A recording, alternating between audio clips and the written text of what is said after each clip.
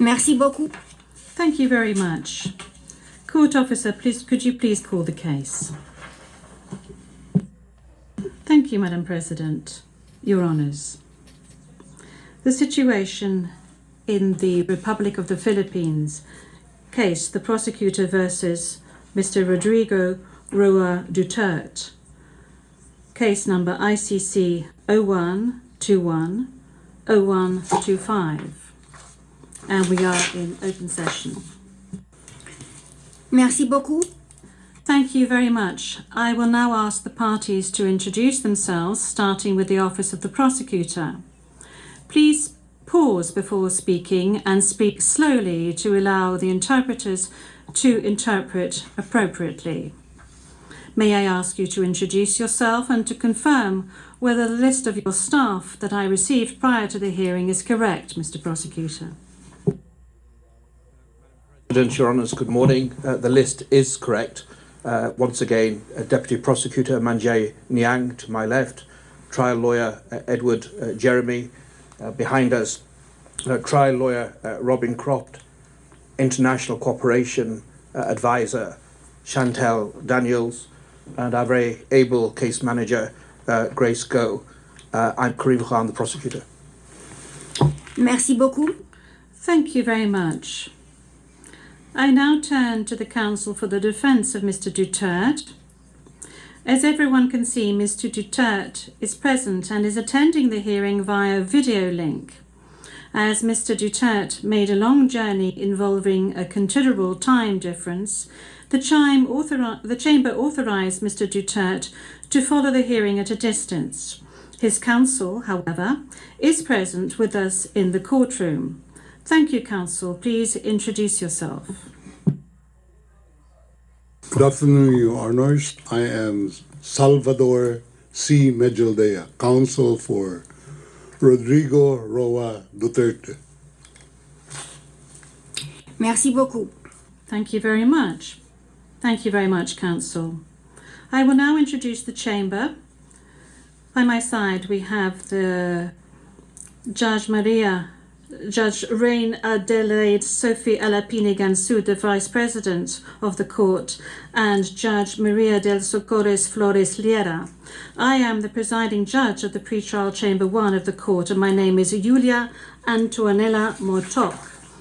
Now, I would like to speak to you, Mr. Duterte. I'm speaking French, but you are receiving interpretation of what I'm saying in English. I understand that you are at ease in the English language and that the interview yesterday at the detention centre was conducted in English and that you did not deem it necessary to request interpretation into any other language during this interview.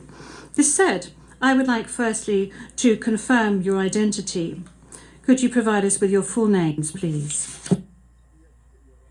I'm Rodrigo Roa Duterte. That's my first middle name is Roa.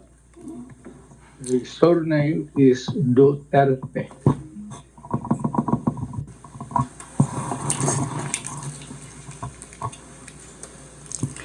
Merci beaucoup. Thank you very much. What is your date of birth? Again, ma'am.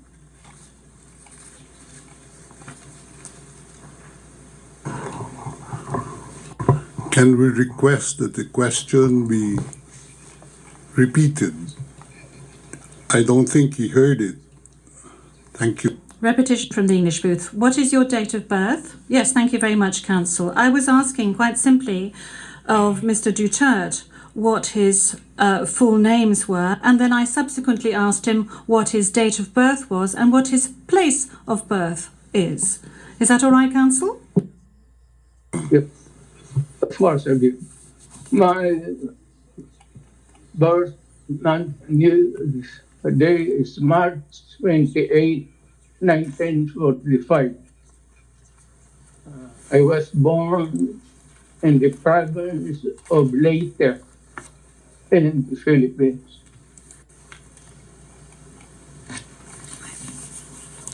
Merci beaucoup. Thank you very much. As a preliminary point, Very well. Thank you, Mr. Duterte. As a preliminary point, it is useful to clarify the nature and limited scope of this first appearance hearing. Today's hearing is neither the start of the trial, nor is it a confirmation of charges hearing. During today's hearing, no evidence will be collected or presented, and the issues of Mr. Duterte's guilt or innocence will therefore not be addressed. In accordance with Article 61 of the Rome Statute, the Court's founding treaty, and Rule 1211 of the Rules of Procedure and Evidence, the main purpose of this initial appearance is to answer 3 questions. Firstly, the Chamber must ensure that the person who was the subject of the arrest warrant has been informed of the crimes of which he is accused. Second, the Chamber must ensure that this person has been informed of his rights as recognised by the Rome Statute. Third, the Chamber must set a date on which it intends to hold a confirmation of charges hearing.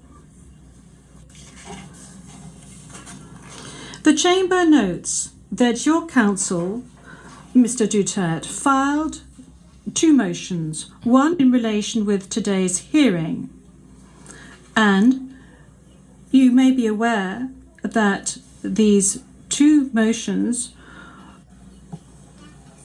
have not been accepted by the Chamber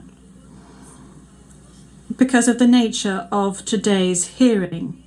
No further discussion on the matter is necessary during this hearing because, as I said at an earlier stage, the aim of this hearing today is to introduce the parties and to ascertain the charges and to set a date for the confirmation of charges hearing at a later stage. With regard to the first point, I recall that Mr. Duterte has received a copy of the warrant for his arrest and that a redacted version of the prosecutor's application for the issuance of the warrant of arrest is public. I will now ask the court officer to read the charges against him. The charges will be read in English. Please, over to you, Madam Courtroom Officer. Thank you, Madam President. Your honours.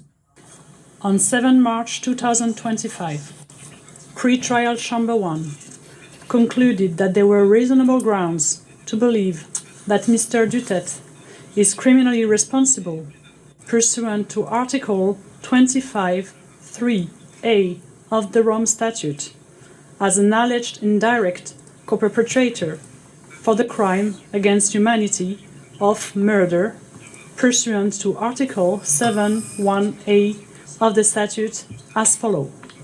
A. Murder of at least 19 persons, allegedly drug pushers or thieves, killed by members of the Davao Death Squad in various locations in or around Davao City, Philippines between 2011 and 2016. B. Murder of at least 24 persons, allegedly criminals, such as drug pushers or thieves or drug users, killed by or under the supervision of members of the Philippines law enforcement, sometimes with the assistance of persons who were not part of the police, at various locations in the Philippines between 2016 and 2019. Merci beaucoup, Madame la... Thank you, Madam Courtroom Officer. Mr. Duterte, I'm not going to ask you to stand up because I know your condition, so I'm going to allow you to remain seated. You have just heard the reading of the charges, which are in accordance with the content of the arrest warrant you received. This means that you have been informed of the crimes of which you are accused. And this concludes the examination of the first point mentioned above. I will now turn to the second point, which concerns your rights as a suspect before this court. I will summarize some of these rights, which are of particular importance at this stage of the proceedings. Those rights are as follows. You can benefit from the assistance free of charge of a competent interpreter and benefit from the necessary translations to meet the requirements of fairness.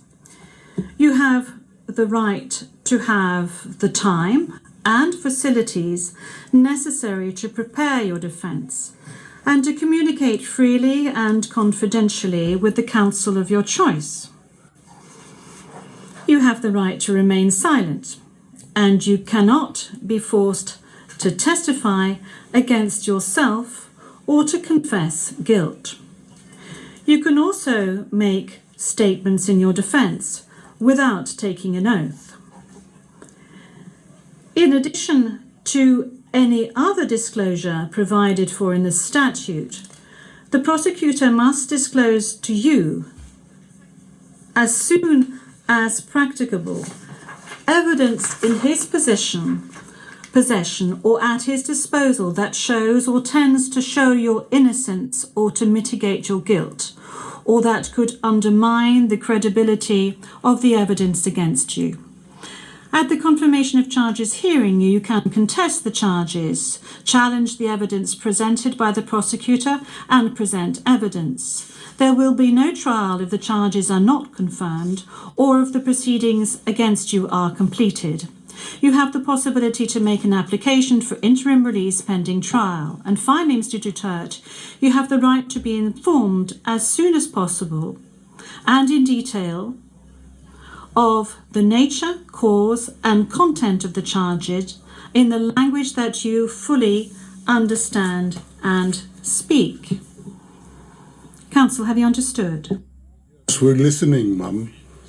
We're listening, and before it ends, may we be allowed to present a manifestation on the circumstances behind the delivery of Mr. Duterte in this chamber.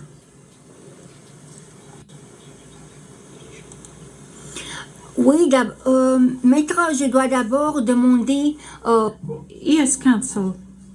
This is as part of the procedure, and as we've said since the very outset, I need to ask Mr. Duterte himself to make observations as to the condition of his surrender to the court and the conditions of his detention at the detention facility of the court since his arrival.